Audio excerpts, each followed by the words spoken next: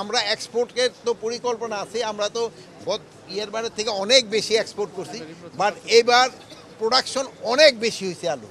যে পরিমাণ প্রোডাকশন হয়েছে ওই পরিমাণ এক্সপোর্ট আমাদের অত করতে পারিনি। হাফিজে আমারা বলতেছিল স্যার কৃষি পণ্যের তো এখানে সবজি টবজির দাম বেড়ে গেছে।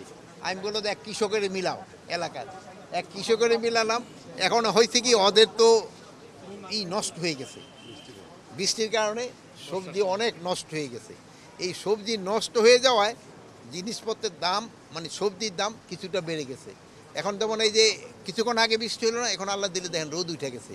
এরকম যদি রোদ উঠে তবে কিন্তু আবার এই সবজির দামটা কমে আসবো। কিন্তু আবার সবজির দামটা কম, কিন্তু আবার সবজির দামটা বেশি, কিন্তু আবার কিন্তু আলুর দাম কিন্তু একেবারেই কম।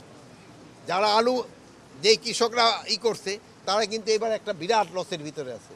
তা আমরা এবার চেষ্টা করতেছি সরকারি মাধ্যমে কিছু আমরা আলু ক্রয় করব এবং আলুর একটা মূল্য আমরা কোল্ড স্টোর পর্যায়ে নির্ধারণ করে দিব, যেন অন্তত কৃষকরা খুব একটা বেশি লোকসানের ভিতরে না পড়ে, তারা অন্তত লোকসানের ভিতরে না পড়ে। আর আমরা এক্সপোর্টের তো পরিকল্পনা আছে, আমরা তো ইয়ের বারের থেকে অনেক বেশি এক্সপোর্ট করছি, বাট এবার প্রোডাকশন অনেক বেশি হয়েছে আলু।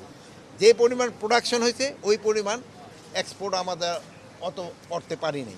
আর 2 নাম্বার হলো আমাদের যে আলুটা, এই আলুটা কিন্তু যে চিপস টিপস বানানোর একটু সমস্যা হচ্ছিল। এটার জন্য এখানে এই রিসার্চ হচ্ছে যেন আমরা এই আলুর দিয়ে আমরা যেন নিজেরই চিপস করতে পারি, তবেও কিন্তু এই আলুর ব্যবহারটা অনেক বাড়বে।